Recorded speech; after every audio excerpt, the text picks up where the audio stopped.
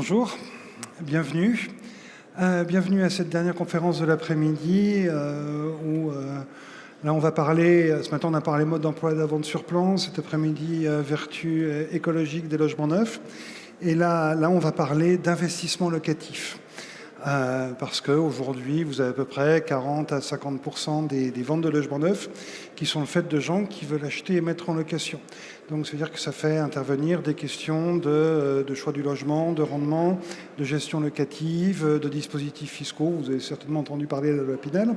Alors moi, je suis Pierre Chevillard, je suis journaliste pour le groupe Particulier à Particulier. Et pour nous parler de ces multiples aspects de l'investissement locatif, nous avons avec nous donc Nadia Achache, qui est directrice associée de One Gestion. Qui s'occupe. Bonjour.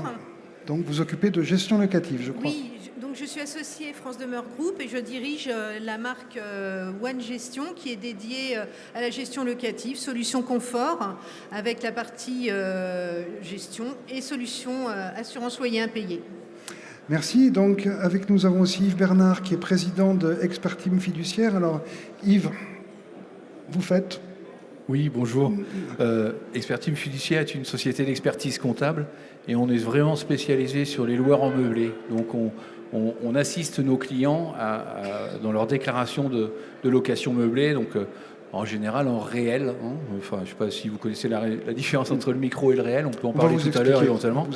Mais quand c'est des déclarations en réel, il y a une réelle expertise qu'il faut et il faut faire appel à un expert comptable, si possible spécialisé. Voilà. Merci. Et puis nous avons aussi Thibault Lalican qui est dirigeant du cabinet IGC. Que fait le cabinet IGC ? Alors bonjour à tous. Le cabinet IGC est une structure d'accompagnement multiservice dédiée à l'investissement immobilier. Donc nous accompagnons une clientèle de particuliers aussi bien sur l'achat d'une résidence principale que sur la réalisation d'un investissement locatif. On travaille exclusivement dans le neuf avec une centaine de partenaires, donc des promoteurs immobiliers, des promoteurs nationaux, mais aussi des plus petits promoteurs locaux et régionaux. Merci. Donc on va balayer les principaux aspects de l'investissement locatif, histoire de cadrer un peu les débats sur le choix du logement, la fiscalité, le financement, la gestion, etc., etc. Et puis dans un deuxième temps, un micro circulera dans la salle et vous pourrez poser toutes les questions que vous jugerez nécessaires. Alors pour commencer aujourd'hui, vous voyez tous qu'on est dans une période économique un peu compliquée, avec beaucoup d'inflation. Donc l'inflation, quand on met ça dans une perspective de rendement, de rentabilité, on peut se poser la question de savoir si, en gros, l'immobilier aujourd'hui, c'est toujours intéressant.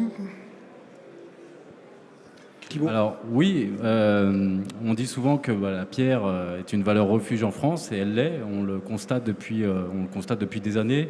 On l'a constaté pendant le Covid, et là on le constate une nouvelle fois en cette période d'inflation, puisqu'on dit souvent que l'immobilier reste une bonne barrière contre l'inflation, puisque l'immobilier va suivre cette inflation, et donc l'immobilier va prendre de la valeur. L'immobilier est aussi moins soumis aux aléas économiques, comme peut être les marchés boursiers. Si vous suivez l'actualité économique, là, c'est vrai que dernièrement, il y a eu des grosses faillites bancaires sur des banques qui financent de la tech. Donc voilà, l'immobilier n'est pas sujet à ça. Et donc restera une valeur refuge en France, quoi qu'il arrive. Nora, vous partagez ce point de vue sur le côté sécurité, valeur refuge de la pierre ?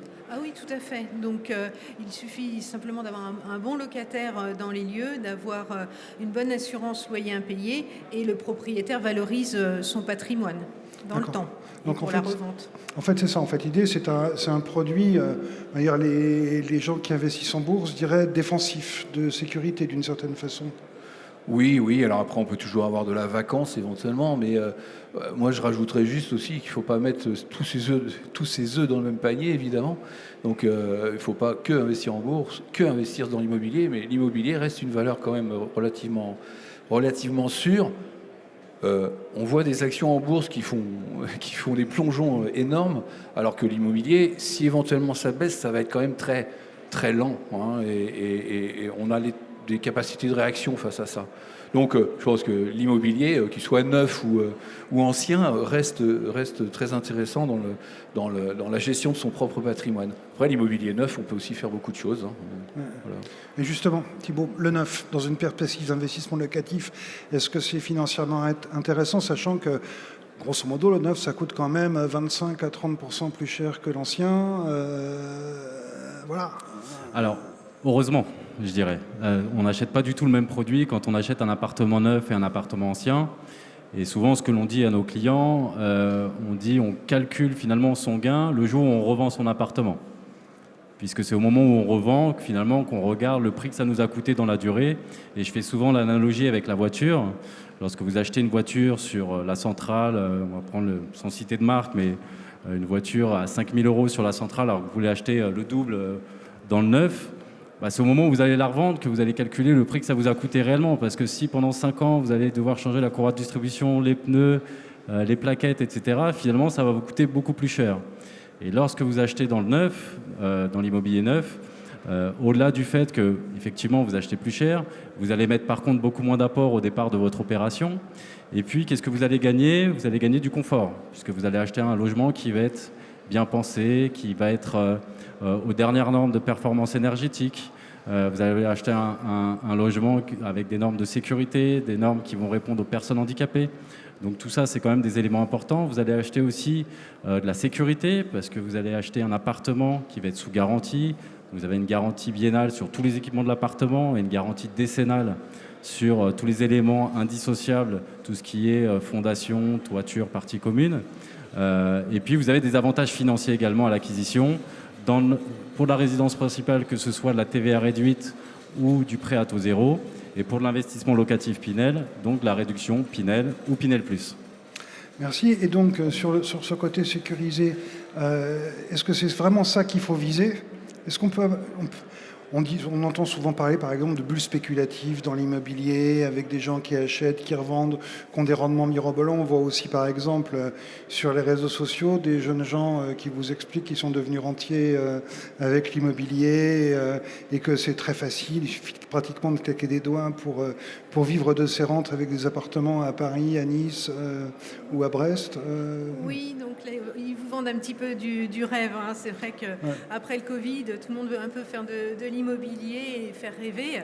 Un investissement locatif, il faut qu'il soit sécurisé et il faut que le propriétaire ait une assurance loyer impayé, qu'il ait un gestionnaire qui s'occupe de son patrimoine, qu'il ait un virement chaque mois et qu'il s'occupe de rien, que la partie administrative, fiscale, juridique, que les rapports avec le locataire soient gérés par un administrateur de biens.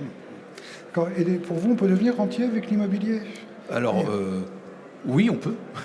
On va dire oui, on peut, mais non, ça demande un investissement dingue. Effectivement, ce qu'on peut voir sur Internet avec devenir rentier en moins de 2 ans ou 3 ans ou 5 ans, c'est à mon sens un peu du n'importe quoi. Mais ça suppose en plus qu'il faille bosser comme un dingue. Hein. Je veux dire, vous avez toujours des locataires qui vous appellent en pleine journée ou même le soir parce que la chaudière est en panne. Donc il faut gérer tout ça, c'est complètement fou, quoi. Enfin, et si vous multipliez les investissements, vous allez avoir ça X fois. Donc faut pas rêver des investissements, déjà des investissements qui se payent tout seuls. C'est quand même très rare. Quand je dis qu'ils se payent tout seul, évidemment que si on a acheté cash, c'est déjà payé. Mais qui paye l'emprunt, par exemple, tout dépend de l'apport qu'on peut faire initialement. Mais moi, je crois que ça se voit plus aujourd'hui, hein, c'est clair. Je voulais juste revenir sur l'immobilier neuf par rapport à l'ancien. Je pense que les diagnostics énergétiques jouent quand même énormément. Et l'immobilier neuf, si on a un diagnostic qui est déjà à C ou B, on va être tranquille pour bon nombre d'années. Avec l'immobilier ancien, c'est clair qu'il risque, enfin vous savez tous, il va y avoir des investissements à faire et des travaux importants à faire, des travaux qui sont beaucoup plus chers que par le passé. Et c'est vraiment, il faut peser le pour et le contre par rapport, enfin, pour comparer de l'ancien et du neuf, quoi. Et vous voulez parler de la prochaine interdiction à la location des passoires thermiques, les logements classés G en 2025, F en 2028. C'est ça, c'est ce que le législateur a appelé des passoires thermiques. Ça en est sûrement, hein, mais les règles sont un peu folles à mon sens, mais enfin pas très... comment dire, pas très précise, en ce sens que ça dépend parfois un peu des diagnostiqueurs. Enfin bon, c'est pas, les choses sont pas super claires à ce niveau-là, Oui, à il y a mon tout un avis, débat, mais ça n'engage que moi. Voilà. Bien sûr, alors qu'avec le 9, on est forcément A ou B sur le DPE. Il y a pas de J'ose souci. espérer qu'avec le 9, on est sur des références C ou B, voire mieux. Enfin, mais enfin, on a un produit qui est isolé, quoi, on va dire. Hein, Oui, et puis qui apporte du confort aux locataires. Enfin, ces Exactement. dernières normes. Exactement. Je pense que les locataires aussi font de plus en plus attention à Oui. leurs factures d'énergie et autres, surtout ces derniers temps, où l'énergie a beaucoup augmenté, quoi. D'ailleurs, justement, sur ces factures d'énergie, c'est aussi un critère qui permet de sécuriser le versement des loyers, puisque les factures d'énergie pèsent moins sur les finances du locataire. Oui, bien sûr. Si dans le moment où un locataire va choisir un bien qu'il va louer, il est censé, s'il est rationnel, il est censé regarder tout ça et regarder la facture d'énergie, et pas que le prix du loyer. C'est un tout, normalement, pour qu'il y vive correctement. Après, il y a tout l'aspect subjectif qui est est-ce que le logement me plaît ou autre. Ça, c'est un autre débat. Mais si on se base sur le coût, il est bien nécessaire, il est bien évident qu'il faut prendre en compte ces éléments-là, à mon sens. Merci. Ce que ne font pas toujours les locataires, mais bon. Voilà. Thibault, on dit que dans l'immobilier, et notamment dans l'immobilier locatif, il faut choisir un bon emplacement. Et qu'on le dit tellement que ça devient un peu une caricature. Alors, d'abord, est-ce que c'est vrai? Et après, comment on fait pour trouver le bon emplacement? Alors oui, il faut toujours s'intéresser à l'emplacement, que ce soit dans l'investissement dans l'ancien ou dans le neuf. L'emplacement reste une évidence. Maintenant, on a souvent des clients au cabinet GC qui souhaitent acheter à côté de chez eux, parce qu'ils connaissent le secteur. Est-ce que c'est une bonne idée d'acheter à côté de chez soi? Oui, ça peut l'être, mais ça veut dire que tous les gens, ça veut dire que tous les emplacements finalement sont bons, puisque tout le monde achète à côté de chez soi. Donc finalement, il n'y a pas qu'un seul emplacement sur lequel on peut avoir un bon rendement locatif et de la valeur à terme. Donc l'emplacement est intéressant, mais à quoi est-ce qu'il faut s'intéresser réellement? Il y a toujours un triptyque, école, commerce, transport, qui est quand même à prendre en compte lorsqu'on fait un investissement immobilier. Lorsqu'on investit dans l'immobilier neuf, on investit aussi dans les quartiers en devenir. Donc les quartiers en devenir, aujourd'hui, c'est quoi? C'est, par exemple, en Ile-de-France, les 68 nouvelles stations de métro du Grand Paris. Ça veut dire investir dans un périmètre de 800 mètres autour de ces nouvelles stations de métro, s'intéresser au développement économique de ces villes, de ces territoires, les aménagements potentiels, l'arrivée de nouvelles entreprises.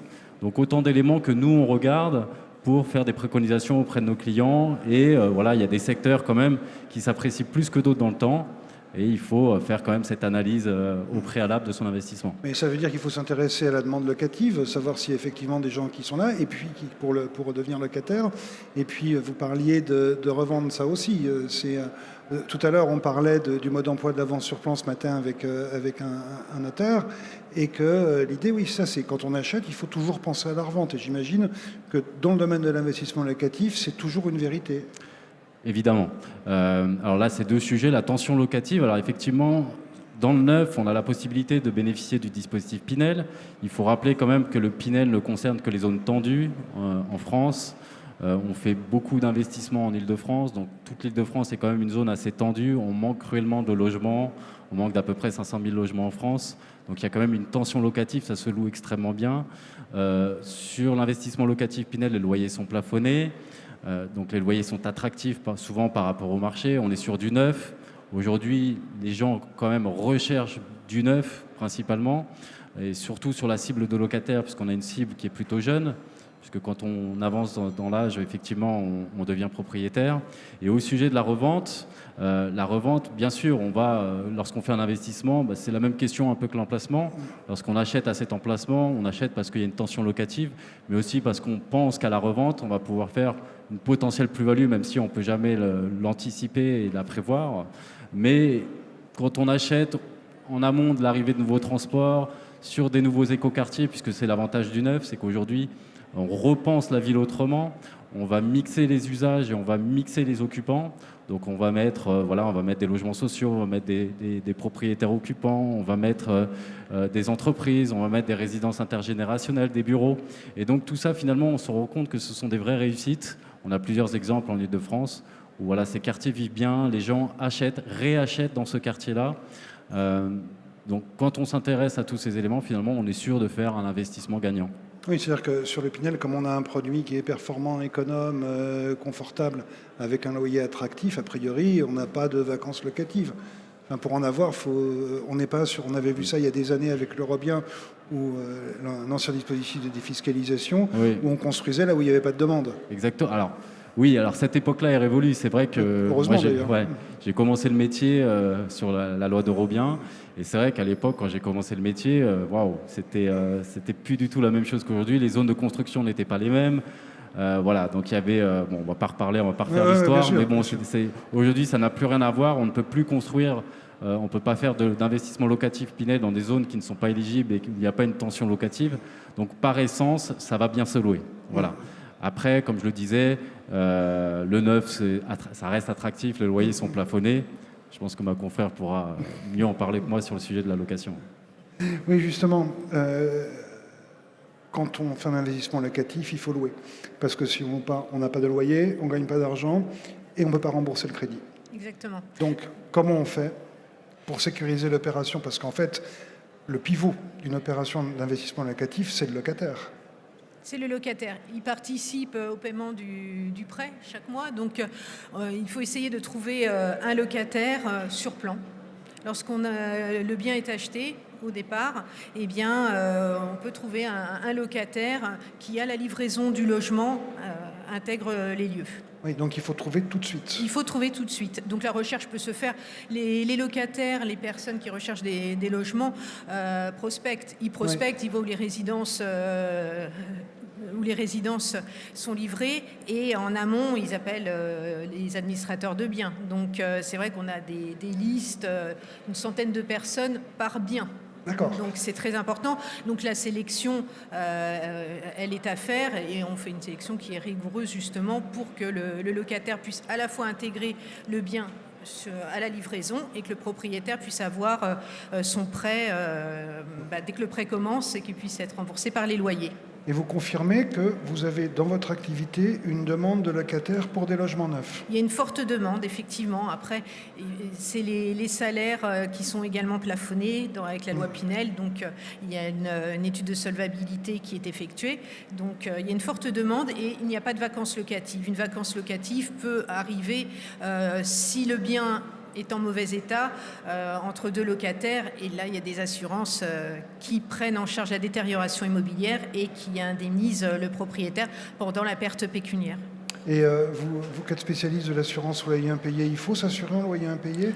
Est-ce que les banques le demandent, par exemple, quand on monte le plan de financement? Alors, quand les banques demandent une attestation locative, et effectivement, sur cette attestation locative, où on indique le montant du loyer, on indique que le loyer est sécurisé par l'assurance loyer impayé. Celle que l'on propose, en plus, garantit le loyer tous les mois. Donc, vraiment, il ne faut pas s'en passer. Mais ça a un coût? Ça a un coût qui est minime, il est de 2,5% du montant des encaissements, puisque c'est le loyer, c'est la régularisation de charges, c'est les ordures ménagères, tout ce qui est en complément. Mais ce coût, il est déductible des revenus fonciers à 100%. Donc quand on connaît le coût que cela peut coûter au propriétaire avec les frais de procédure et puis 2 ans pour expulser un locataire, plus les loyers impayés. Donc ce serait vraiment dommage. Et c'est une sécurité et on paye et après on récupère cet argent par le jeu de cette déductibilité. Oui. Voilà, si vous payez votre assurance 10 € sur un loyer de 100 €, ça veut dire que vous allez retirer 10 € de ces loyers. Quand vous serez imposé sur ces 90 € et pas sur 100 €. Exactement. C'est ça l'idée. Exactement. Alors, vous qui êtes un homme de chiffres, après il faut gérer, il y a des loyers qui montent, il y a des formalités à faire, des feuilles d'impôt à remplir, on peut le faire soi-même? Alors des feuilles d'impôt à remplir, il est préférable de faire appel à un expert comptable, comme je disais tout à l'heure. Ça tombe bien, vous êtes expert comptable. Ça tombe bien, effectivement, je suis au bon endroit.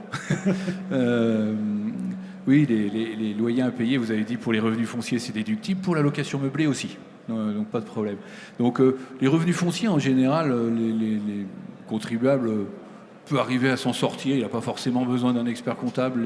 C'est les encaissements, décaissements, c'est pas super compliqué. Avec une bonne notice ou un copain qui s'y connaît un peu, on s'en sort. Pour ce qui est de la location meublée, sincèrement, c'est plus compliqué. Sauf si on veut opter pour le régime micro, mais qui a un gros inconvénient, c'est qu'on est imposé sur un certain pourcentage des loyers encaissés. alors qu'avec le régime réel, en règle générale, on est imposé sur rien du tout. Donc c'est ça qui est quand même très intéressant. Vous êtes en train de nous dire que si on fait de la location meublée au régime réel, les loyers ne sont pas imposables. Alors c'est pas tout à fait ça, je me suis mal exprimé. Les loyers sont imposables, mais on détermine un résultat qui fait qu'on obtient un résultat égal à 0. Et comment on fait? Comment on fait? D'abord, on commence par déduire la totalité de l'équivalent des charges des revenus fonciers. Quasiment la même chose est déductible, sauf des travaux. Je ne vais pas rentrer trop dans le détail, parce que là, je pourrais en parler pendant une heure, mais bon. Mais surtout, la grande différence entre les revenus fonciers, c'est-à-dire la location nue, et la location meublée qui relève, eux, des BIC, des bénéfices industriels et commerciaux, la grande différence, c'est qu'on peut amortir le bien.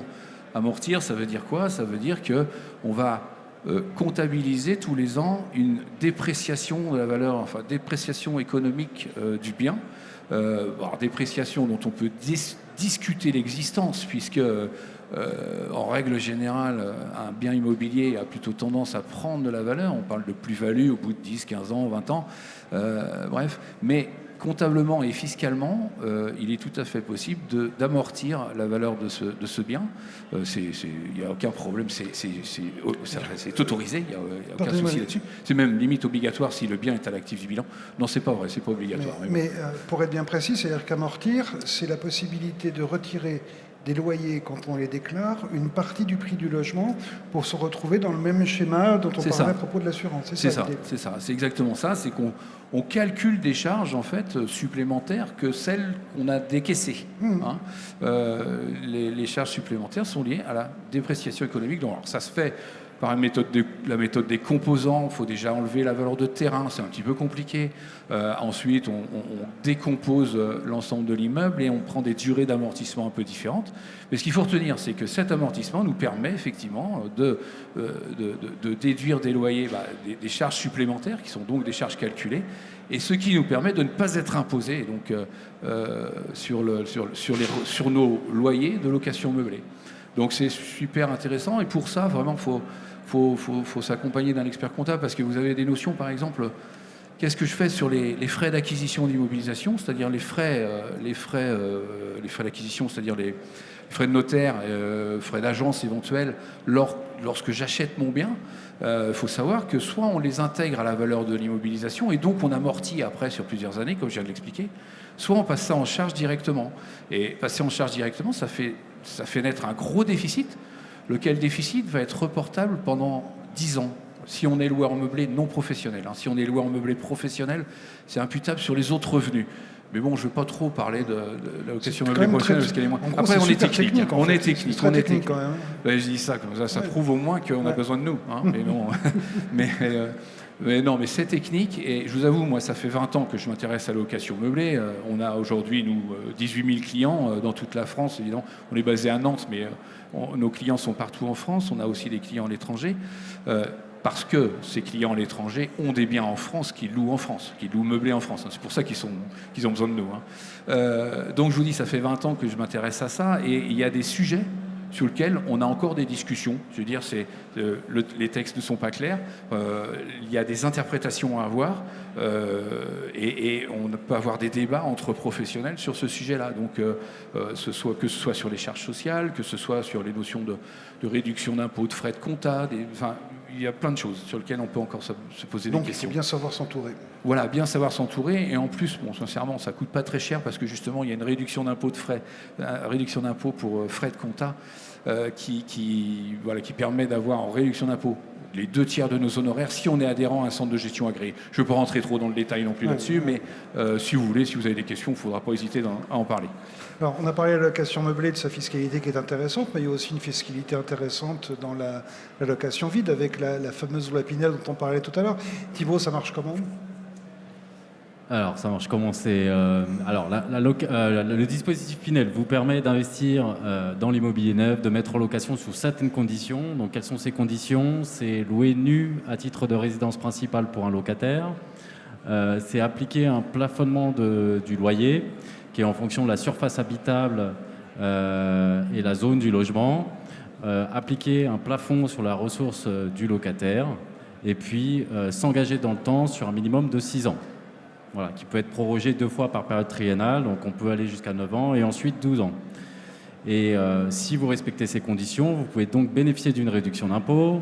Donc il y a 2 dispositifs aujourd'hui en vigueur actuellement. Vous avez le Pinel qui a été dégradé en 2023 puisqu'aujourd'hui on a 15%, si je parle sur 9 ans, c'est 15% de réduction sur 9 ans et 18%. C'est 15% du prix du bien qui est reversé par le fisc. Exactement. Sur 9 ans. Sur 9 ans. Et on maintient en Pinel Plus la réduction d'impôt que l'on avait l'année dernière, à savoir 18%.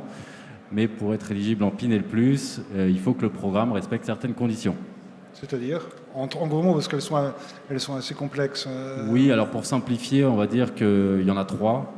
La première, il faut que le programme soit situé dans un quartier prioritaire de la ville. La deuxième, c'est qu'en termes de performance énergétique, il faut qu'elle respecte des standards élevés en termes de performance énergétique, donc supérieurs au programme 9 classique. Et troisième condition, on attend que il faut que les surfaces habitables respectent un minimum. On est sur des studios minimum de 28 mètres carrés, des 2 pièces de 45 mètres carrés, des 3 pièces de 62 mètres carrés, avec un minimum sur des surfaces annexes également. Il faut qu'elles aient toutes des balcons de minimum 3, 5 et 7 mètres carrés, et une double orientation pour les 3 pièces. Donc c'est vrai qu'il y a quand même beaucoup de restrictions. Et le choix est donc beaucoup plus limité pour nos clients investisseurs qui veulent faire du Pinel Plus. On a à peu près, je pense, un programme en Pinel Plus, parce que travaillant avec toute l'offre de marché neuf, on a à peu près à disposition un programme en Pinel Plus pour peut-être 30 programmes Pinel. Ouais. Le choix est vraiment limité encore. Ouais. Et donc c'est ça, en fait, l'idée, c'est que vous avez un avantage fiscal plus important si on a un programme qui est plus performant, plus écolo, avec des logements plus grands. Tout à fait. Et donc forcément, les prix d'acquisition, comme on est sur des grands 2 pièces, des grands studios... c'est plus cher. Un peu plus cher, voilà. Un peu plus cher. Tout à fait. Et si on arrive à en trouver, ça vaut le coup ou c'est vraiment... Oui, bien sûr. Alors, encore une fois, il faut étudier programme par programme, étudier les emplacements. Donc, il n'y a pas que, je dirais, le rendement qu'il faut étudier. On achète avant tout un bien. Donc, oui, il y a plein de critères à étudier. Donc, il faut s'intéresser au programme. Nous, on s'intéresse aussi au promoteur. On s'intéresse à son historique, à la qualité de construction. Donc, il y a quand même beaucoup de paramètres à prendre en compte. Et parce que si on s'intéresse qu'à un avantage fiscal, on va s'intéresser qu'à la finance, on va négliger la revente et ça peut être compliqué.